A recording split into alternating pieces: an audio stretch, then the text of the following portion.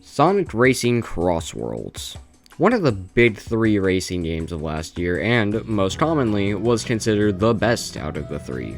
Now, I used to be in that same boat, but now I'm not. This is definitely going to be more of a controversial video of mine, especially with y'all.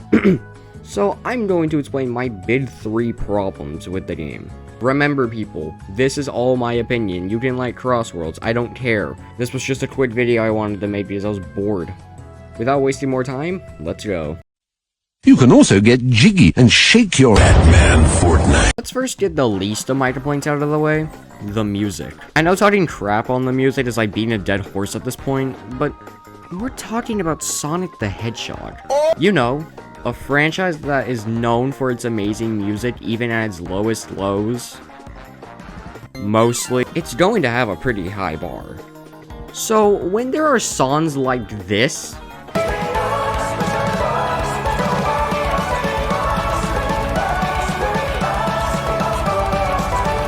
I'm going to be way more critical on it.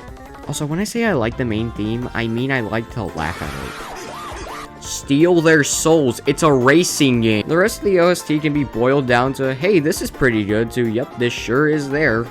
It is an incredibly hit or miss OST that I don't really care for. Not bad, but not great. I just realized that you could use this to describe every Sonic OST since Frontiers. They might genuinely be washed. The game is very poorly balanced, especially with the gadgets. On paper, they're really cool, you know. Adding spice to the race with new mix and match gadgets that add their own new gimmicks is cool. It's just their balancing that ruins it. There are some gadgets that are just way too overpowered and make the game not as fun when everyone is using the objectively way better combo instead of mix and matching. It makes the game stale. Yes, they nerfed the overpowered one in the next update, but they replaced it with a new overpowered one that makes the game less fun in a new way. Awesome! Also, the carts and characters aren't very balanced either. Like, it's to a point onto where if you don't use boost or speed, then you're just screwed. Acceleration is basically useless and using it is basically throwing.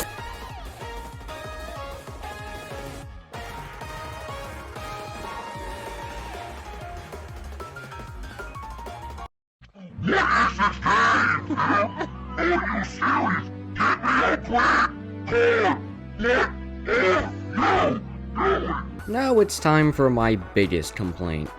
One that I have only recently noticed. The game is all style with little substance. The best example for this point is Jingle, pay attention. Pay attention, I said your favorite. The game looks great and has so many ways to catch your attention with great graphics, high-speed gameplay, and a ton of effects.